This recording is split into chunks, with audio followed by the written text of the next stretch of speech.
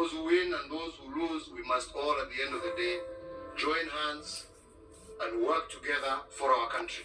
I remember Qilxaa miidhaa solution tana dhageessin jenna.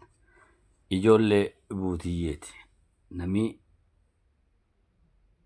baalguu dargateef kadhabille diidi gubbaa taa'uutti yookaan diidi gubbaan tennetti yaadi ilmaan buutiyyee tana caqaseessin jenna.